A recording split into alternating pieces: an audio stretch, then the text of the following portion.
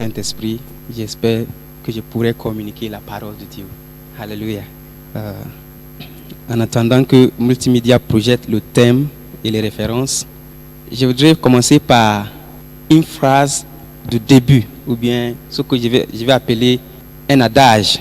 Ce n'est pas toute chose qui est douce qui est bonne. Et ce n'est non plus toute chose qui est amère qui est mauvaise. Vous me comprenez? Ce n'est pas toute chose qui est douce qui est bonne. Et ce n'est non plus toute chose qui est amère qui est mauvaise.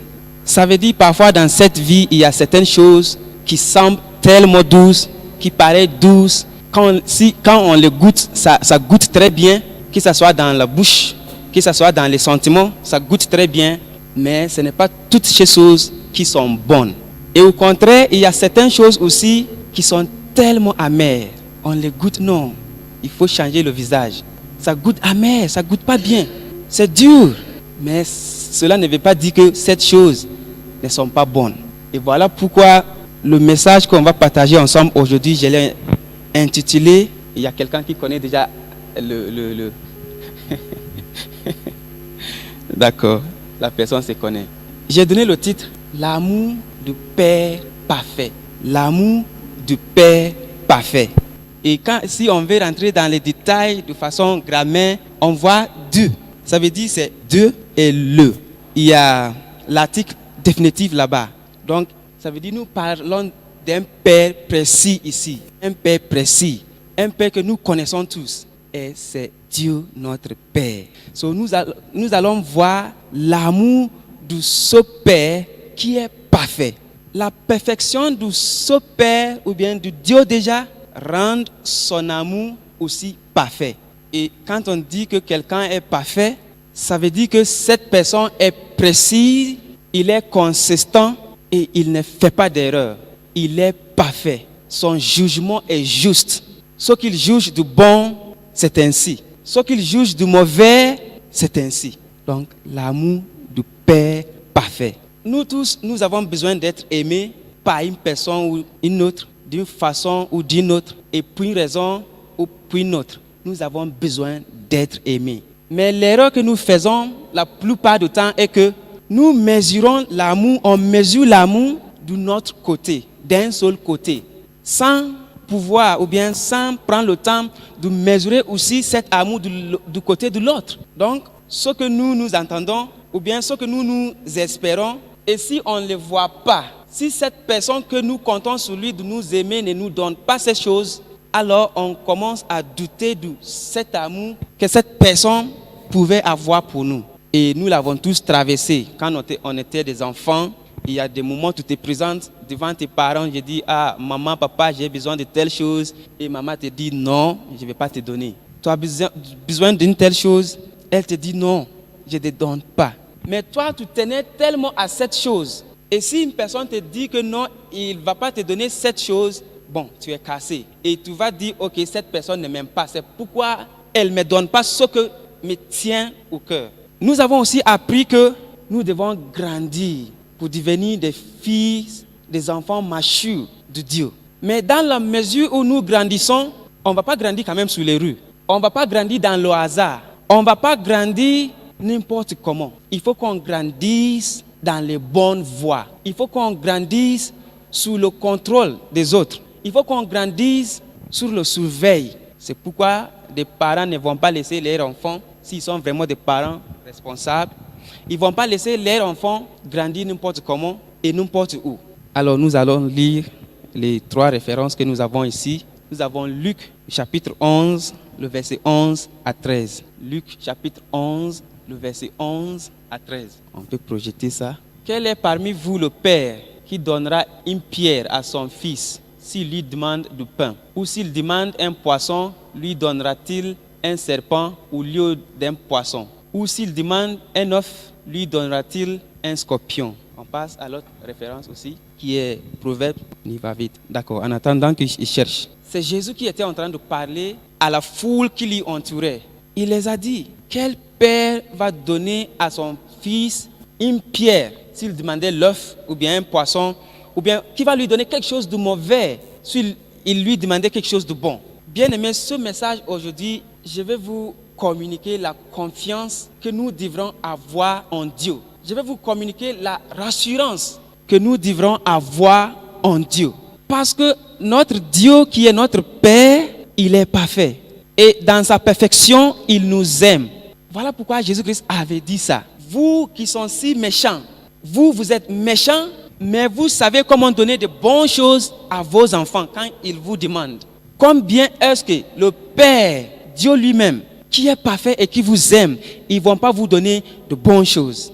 Bonnes choses. Et voilà pourquoi j'ai commencé par dire, ce n'est pas toute chose qui goûte bien, qui est bonne.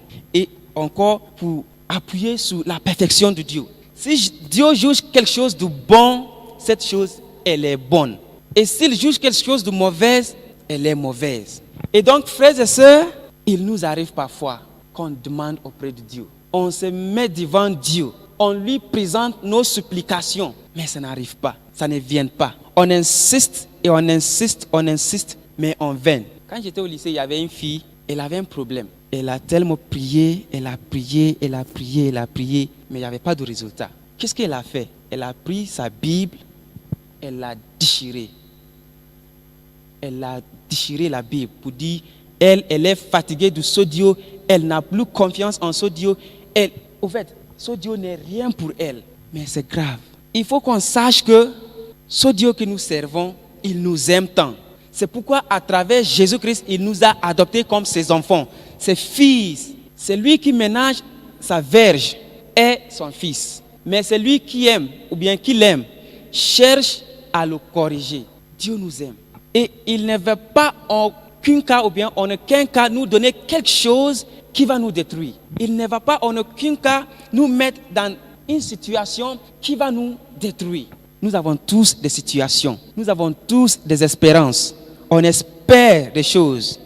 On demande chaque matin de Dieu. Et si nous ne savons pas, nous n'arrivons pas à saisir cette notion que Dieu nous aime et qu'il est prêt à nous donner tout ce que nous demandons, mais toutefois, dans sa volonté, le diable va nous dérober de nos droits. Comment est-ce qu'il va faire ça? Le diable va venir te dire que voilà, tu demandes auprès de ton Père, il ne te donne pas. Tu cherches auprès de Dieu, il ne te donne pas. Et si nous ne sommes pas convaincus de l'amour de Dieu pour nous et sa perfection, on va passer à côté. Je sais de quoi je parle. Si nous ne sommes pas convaincus que non, j'ai un Père, j'ai un Dieu qui m'aime, le diable va nous dérober de nos droits. Parce que quand tu vas demander quelque chose et que cette chose ne vienne pas, tu vas te dire, mais non, est-ce que Dieu m'aime premièrement? Est-ce que ce Dieu, il est capable? Est-ce que ce Dieu, il est avec moi? Est-ce qu'il est vraiment un Père pour moi?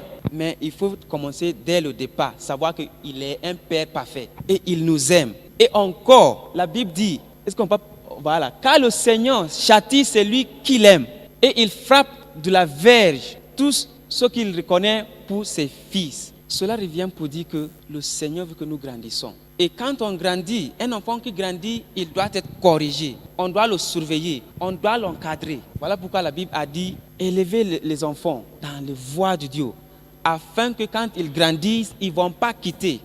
Ils vont continuer sur le bon chemin de Dieu.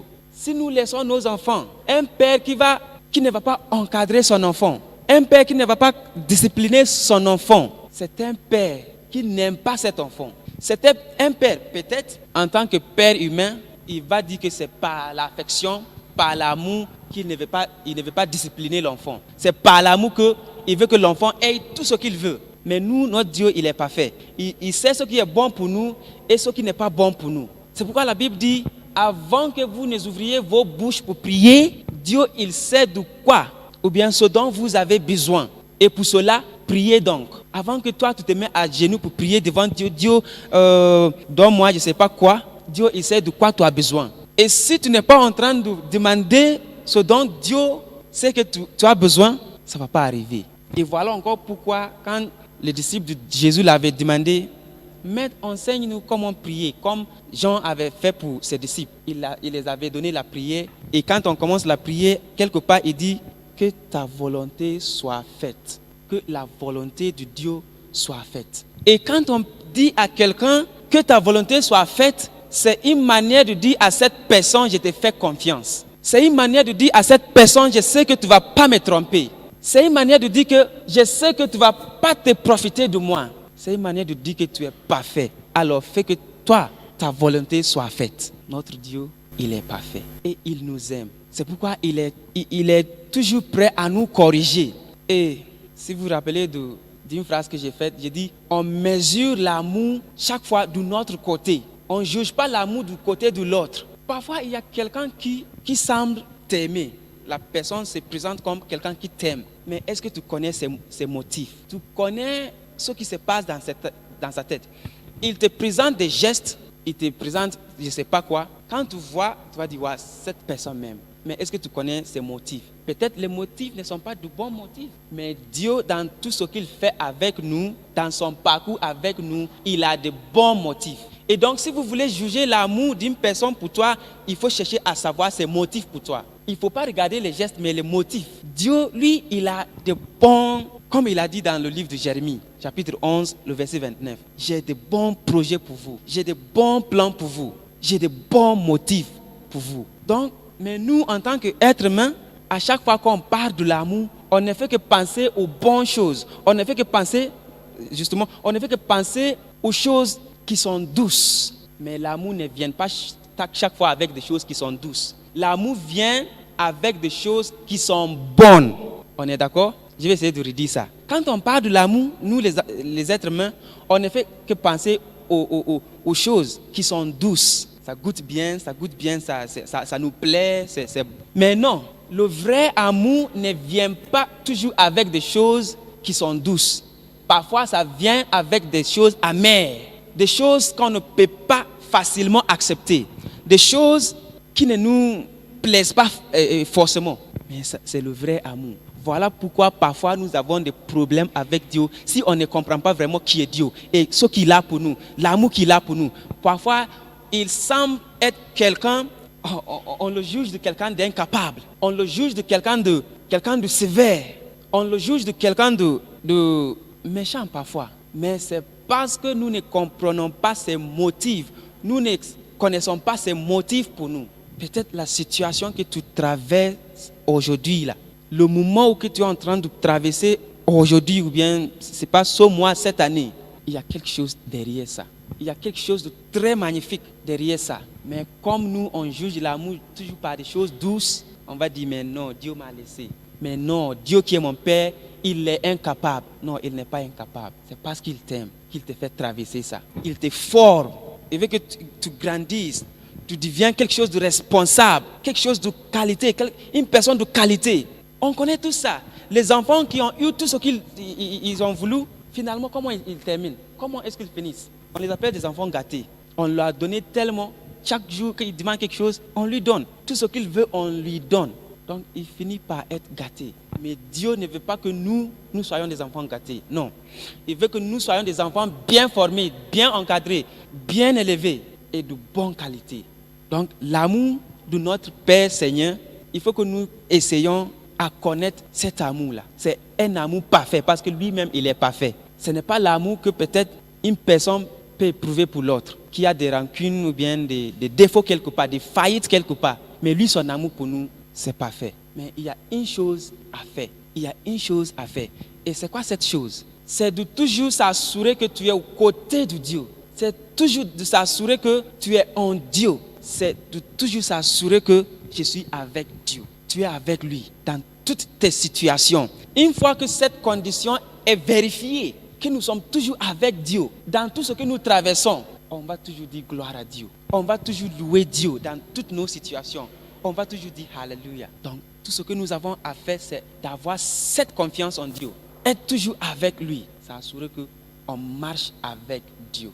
Parce que quiconque qui marche avec Dieu, Dieu ne va jamais te laisser.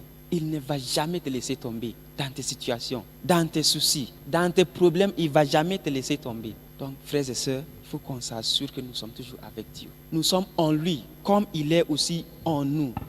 Voilà pourquoi il va nous châtier de temps en temps. Il va nous discipliner de temps en temps. Parce qu'il est notre Père. Voilà pourquoi la Bible a dit, quel Père qui aime son fils ne va pas lui discipliner. Si tu aimes ton fils, tu vas toujours lui discipliner pour qu'il soit un bon fils. Pour qu'il t'honore après tout. Il y a un comédien qui a dit que si tu ne disciplines pas ton enfant en secret, lui, il va t'honter en public. Hein? si tu n'encadres pas bien ton enfant en secret, peut-être à la maison, lui, devant la foule, au marché, il va te honter. Donc c'est ça. Si Dieu ne nous encadre pas, s'il ne nous élève pas bien dans les bonnes voies, bon, mais Dieu est très grand pour nous, pour l'honter. On ne peut pas. Si tu crois que tu es en train de honter Dieu, non, tu te hontes toi-même. Mais le message de base est que Dieu nous aime. Son amour est parfait. Et donc si nous sommes dans son côté, nous sommes aux côtés de Dieu, tout ce qu'on peut traverser, toute situation, on va toujours dire gloire à Dieu parce que ça fait partie de son amour. Ne voyons pas toujours l'amour, un amour caractérisé par des choses douces. Non, ce n'est pas toujours le cas. Parfois, ça vient avec des choses dures, difficiles à accepter, difficiles à encaisser. Mais c'est l'amour. Il y a des moments de maladie, il y a des moments de manque, il y a des moments d'échec, il y a des moments où on pleure. Mais si nous sommes avec Dieu, ce sont des moments qu'on doit se réjouir, qu'on doit honorer Dieu. Pour en conclure, je vous exhorte. Il y a certaines des situations comme ça qui nous empêchent même parfois à venir à l'église. Parce que nous commençons à douter de l'amour de Dieu à cause des choses amères que nous traversons, à cause des choses difficiles qui nous arrivent. On échappe aux activités de Dieu. On échappe aux réunions avec les frères et les sœurs. Mais finalement, c'est le diable qui est en train de nous dérober de nos droits. Mais nous ne le savons pas. Je vous prie, frères et sœurs, que sachant que Dieu nous aime beaucoup, son amour est parfait, mais ce n'est pas toujours que ça va venir avec des choses douces, des choses qui nous plaisent. Non, parfois ça vient avec des choses qui ne nous plaisent pas du tout, des choses qui nous cassent, des choses qu'on ne peut pas accepter. Mais c'est l'amour de Dieu. Seulement si nous sommes avec Dieu, seulement si nous sommes aux côtés de Dieu. Et pour suivre Dieu, le voici. Nous avons la parole de Dieu ici, pour pouvoir comprendre tout ce que Dieu nous dit, pour pouvoir asséner et discerner les voies de Dieu. Il y a la Bible que nous avons, la parole de Dieu. Tout est ici. Alléluia. Nous avons commencé un peu en retard et du coup, j'essaie de raccourcir le message. Mais je sais que vous avez retenu les essentiels, que notre Père, il est parfait. Il n'est pas comme peut-être ton Père biologique qui a aussi des fautes quelque part. Il a des faillites quelque part. Parfois, il peut prendre certaines décisions qui ne sont même pas des bonnes décisions. Mais Dieu, toute décision qu'il prend, c'est la bonne. Tout jugement qu'il fait, c'est parfait. C'est à ton bien. C'est pour ton bien. C'est pour toi qu'il fait ça. Donc, soyons forts et faisons pleine confiance à notre Dieu. Pleine confiance, sans doute. Il est capable de tout faire. Donc, s'il ne fait pas quelque chose, ce n'est pas parce qu'il n'est pas capable, ou bien ce n'est pas parce qu'il ne veut pas faire, mais c'est parce qu'il t'aime. Parfois, j'espère aux choses tellement, mais je me dis, mais bon, Dieu, je te fais confiance. Alléluia. Donc, on va s'arrêter ici, mais j'aimerais bien que chacun de nous puisse prendre conscience de cet amour de Dieu, de cet amour de Père, et vivre avec cet amour. Il va nous discipliner de temps en temps. Mais quand cela nous arrive, soyons joyeux, soyons joyeux. Il va nous arriver des moments difficiles parfois. Mais quand cela arrive, soyons joyeux et bénissons Dieu dans tout cela. Alléluia. On va prier. Je voudrais que chacun de nous lève sa voix du plus profond de lui, dit au Seigneur, Seigneur, je te remercie pour toutes mes situations. Je te remercie pour tout ce que j'ai et tout ce que je n'ai pas. Je te remercie pour tout ce que je suis. Parce que je sais que c'est pour mon bonheur que tu as fait cela. Je sais que c'est pour mon bien que tu ne m'as pas donné certaines choses. Et à partir d'aujourd'hui, je ne vais jamais douter de ton amour pour moi en tant que Père. Parce que tu es parfait.